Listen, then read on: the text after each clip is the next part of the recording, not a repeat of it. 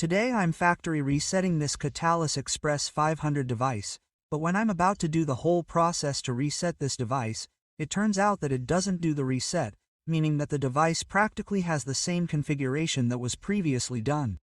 Hello. Today I'm not only going to teach you how to factory reset this Cisco Catalyst Express device, but I'm also going to show you how to access this device for the first time. So don't miss a minute of this video. Let's get started. Hey, what's going on? There's something very important that everyone should know about equipment before jumping to conclusions. Sometimes we can do this process. We disconnect it from the power supply and then we hold down the reset button, then we connect it again, and then, when all the ports are in, factory reset, and it turns out that the process is not completed as we expected, we start to draw conclusions that, well, the equipment may be damaged, has a software problem, has a hardware problem.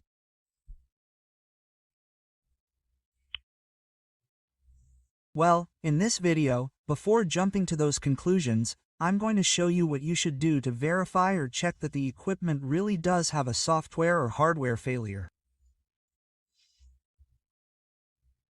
And it's really quite simple because it's an internal component of the equipment that we're going to check and verify if it really has something to do with this reset button here.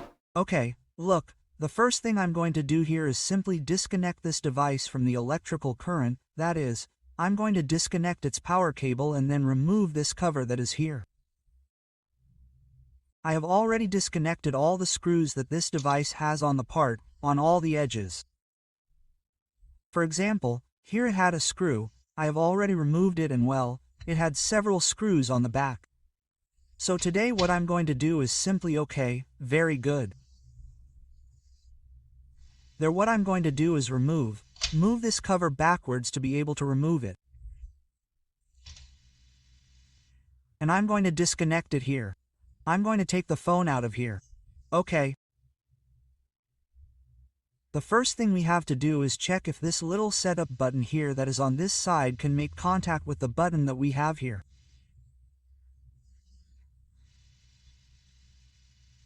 There we have it. Let's see. If we press it, see that it does absolutely nothing. It doesn't move it. Apparently this set button may have suffered some wear. You may be wondering, if we don't really use this button very much, why does this happen? When we simply buy Cisco equipment, we configure it and rarely use the set button.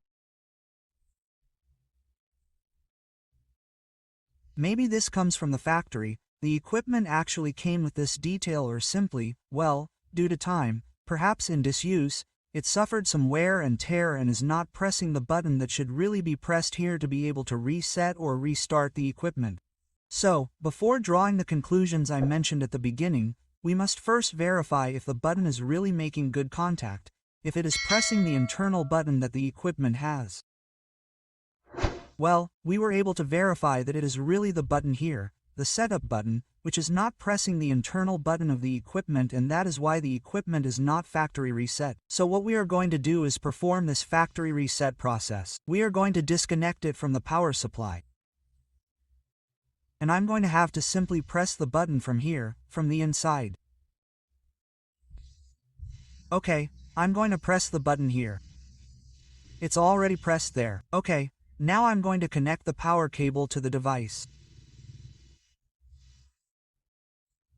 I'm going to wait then, while I keep the button pressed, wait for the ports on the device to go to AR.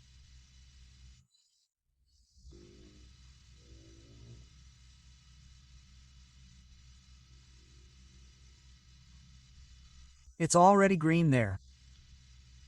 Let's disconnect. Okay, as you can see, now the button for that tag, look how the LED doesn't look very good because of the light, but the LED for that tag is blinking. Here it will look a little better. There you see how it's blinking. And port 1, see that it's also blinking. What we have to do now is connect the internet cable or our cable from port 1 to our computer.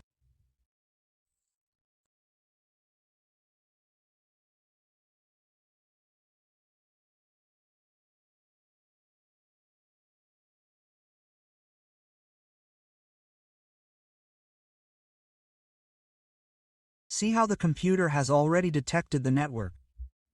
Here I have the Florida Studio program recording.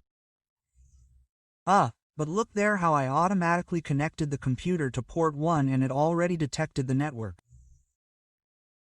And in a moment I'll explain why it automatically detected the switch's internet connection. Okay, I'll explain why it automatically detected the network when I connected the computer's internet port to port 1 of the switch, and this is why. This is the computer's main adapter. I had previously configured the adapter with a static IP, and look at the IP address that we have to configure. This is the IP address that we have to configure because when we reset this device to factory settings, the device normally takes this default address, which is 10.0.0.2. This is the host address, but the most important address is this one we have here, 10,001, because with this address we're going to be able to access the device's configuration. Very good. That's why I automatically connected it to port 1 and it had already detected the network. Let's go to the browser and enter that same IP address, the gateway address, which is 10.0.01. There it is. We are now accessing the device configuration. Here it tells us to start the report, in this case in the operating system. Let's click Continue here. It says here that the device administrator does not support the Mozilla 5.0 operating system. Very good, we have a Mozilla that is more updated than 5.0. What we are actually going to do is click Continue here. Here we are going to leave this option checked, which is to delete the system configuration, and we are going to click Submit. So here what we are going to do is click Accept because it really is convenient for us to delete the personalized configuration. We just want to delete everything, including the IP address that the device has in this case and, well, the version, but the device is actually already factory reset. It says here that the device will restart. Let's click Submit here. There it is, it's already restarting. Well, you're not seeing that it's restarting, but I can actually see the device here, it's restarting right now. When I start to link port 1, which is where it's connected, we're going to update this page. Port 1 has already started to link. Let's wait for it to go from green to green. It's already green. Let's restart the device. Before this window started, I had some small disconnection errors. See that here the pin is already successful, but previously it was accessible. And what happens is the following. When in this case it does the first restart, when the device restarts, the STOG button will no longer be active because we have already restarted the device as such, right? From here, what we did previously, what you have to do is the following. You're going to press the tab button again and it will start blinking again and you reconnect the internet cable to port 1 and it's full. The device will automatically return to the graphical interface and perform the previous configurations.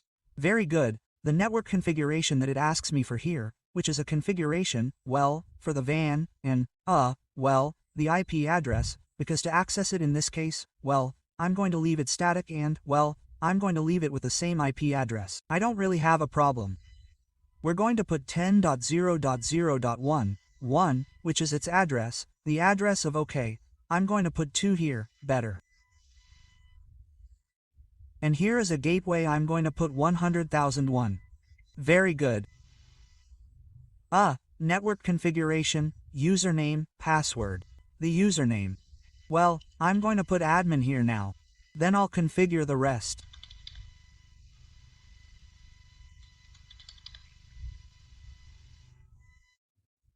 Well, we'll leave the name of the switch as it is and we're simply going to send this configuration. Well, we can do the rest later. We simply click here and send the configuration.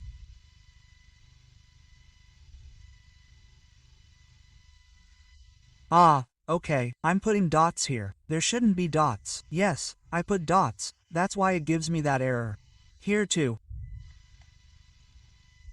There it is. Now, yes, send. Now, the network IP address cannot be configured on the switch. The IP address on network 100 cannot be configured on the switch. So we're going to put another address. Because this will be the default address. So we're going to put 20. Now, we're going to send. Okay, password. Configured. And well, here it's telling me that it's already accepting the password. Very good. Now, we're going to put it to CIN. Let's see, don't save. And that's it, gentlemen. Now, what we have to do is simply follow the steps and configure the equipment so that we can obviously take it to the part where we can make the configurations by port. Here it tells me that the initial switch configuration is complete. You can also assign port profiles to routers and IP phones. Okay, no, thanks. Let's skip this option for now. Let's wait for the main interface to appear. And here comes the dashboard. And there we have it, folks. We now have a Cisco Catalyst Express 500 switch up and running. And here's what we're going to do is configure it. See you next time. What?